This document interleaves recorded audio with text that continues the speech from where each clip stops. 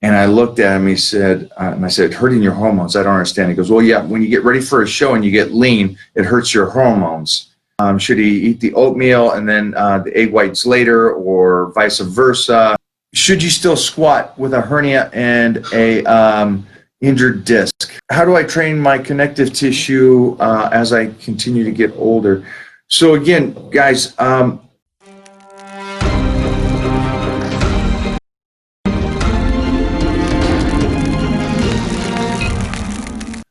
and that's a huge thing.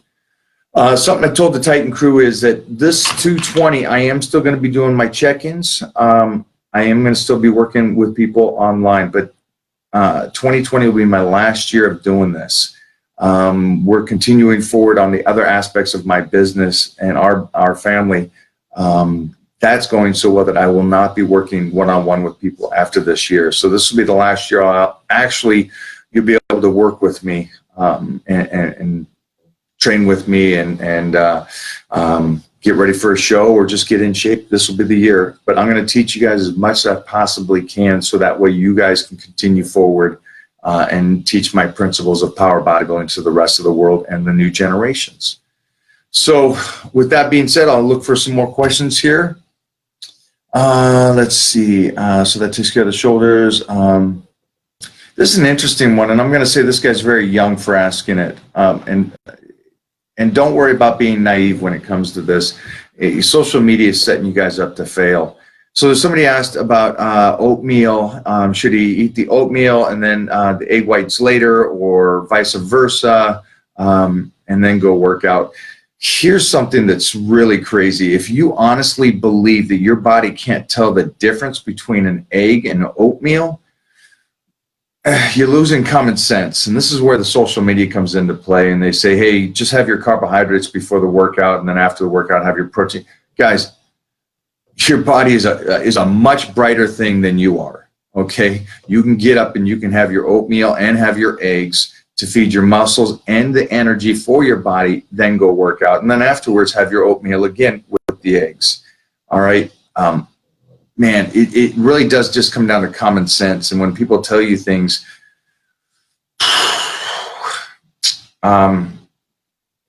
somebody said the other day, bright kid, great future, possibly could be one of the very best in the world, said to me, hey, I want to get ready for a show, but I'm worried about it hurting my hormones. And I looked at him, he said, and I said, hurting your hormones, I don't understand. He goes, well, yeah, when you get ready for a show and you get lean, it hurts your hormones. And that blows me away. Are you telling me that every lean person walking around has bad hormones? I mean, that's what I'm talking about with these kind of little silly anecdotes that you guys hear online that somebody tells you that's an expert that's been training for 5 years, and they tell you these things and you believe them. Guys, your body is an amazing thing. The limitations on it is what you put on it. That goes without saying. I know powerlifters in their 70s and 80s that are rocking more weight than kids in their 20s just because of the fact that they've got more common sense and understand that your body can lift a lot. I said earlier in this discussion that I'm going to lower my proteins to see how much strength I can keep. And here's the thing. Because I lose muscle because I'm not taking in that much protein doesn't mean I'll lose strength. I'll lose strength because of calorie intake, not because of lack of muscle. See, the strength comes from the connective tissue. Again, not the muscle. The biggest guy is not the strongest guy. The strongest guy is the strongest guy. That's where it comes down to. So yeah, let's really this year, let's use the common sense. Let's get rid of some of these silly questions that you guys read about separating foods and you got to take your carbohydrates here and you got to take your proteins over here. There's a couple places you do that.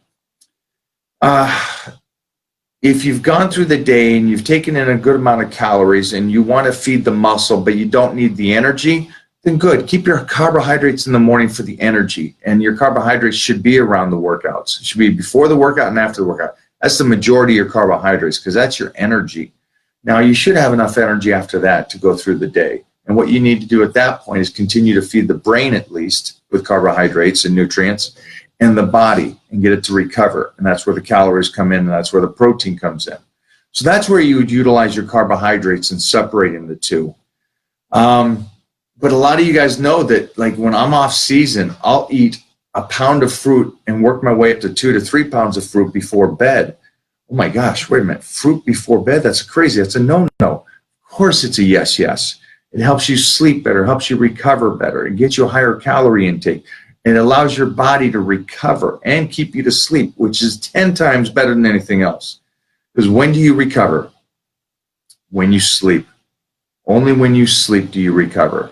Okay? The body releases a hormone only when you sleep, and that's the hormone that helps you recover and build the muscle. So let's keep that in mind as we're doing this. Okay, guys? Let me see any more questions. So here's a good one. Should you still squat with a hernia and a injured disc? I wouldn't. Here's the tough stuff. I would work around it. I would try to figure out how much of a squat you can do without rupturing your back or your hernia. A hernia is an interesting thing. A hernia you can continue to lift through. A hernia is not something that you're done, depending on the level of the hernia, obviously. And the same thing for a slip disc or a ruptured disc. You can still lift, you can still do things. Again, but it's a range of motion and how much bend you can get with those. But if you're not going to compete, if you're not, doing this for a living, then be safe, be smart. Leg press, hack squats, anything like that locks you in so you don't hurt your back.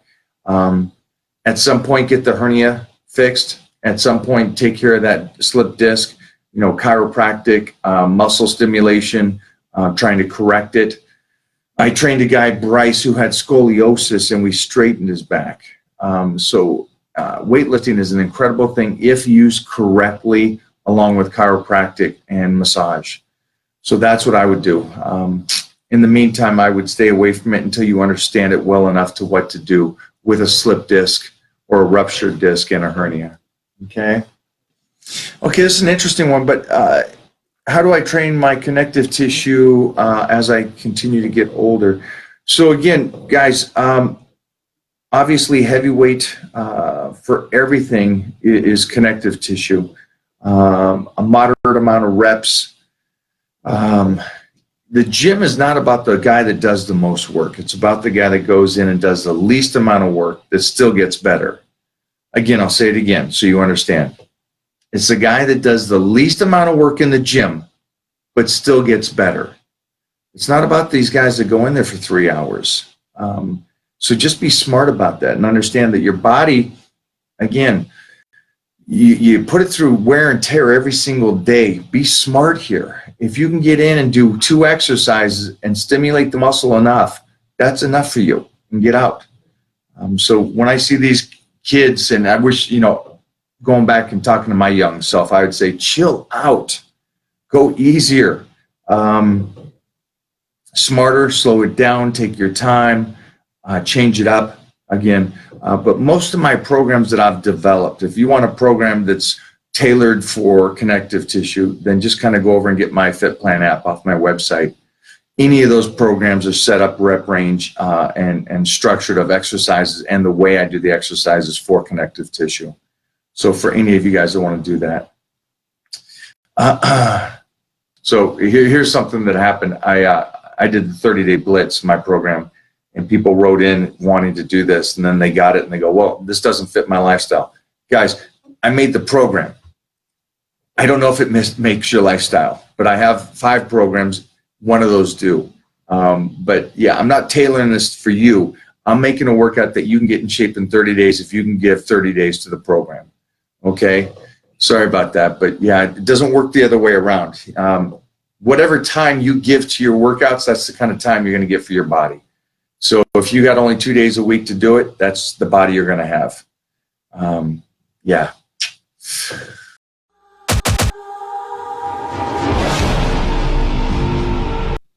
Preferred carb source, any carb. The one thing I recommend is not running away from any kind of carbohydrate, especially carbohydrates. If you want to run away from meat because you have principles or morals that you don't want to eat red meat or something like that, that's fine with me. Still eat some kind of meat, and make sure you take your vitamin D for bone density. But besides that, carbohydrates, if you start running away from all types of carbohydrates, man, you're in a world of hurt when you kind of go back to it, and everybody goes back to it. Trust me.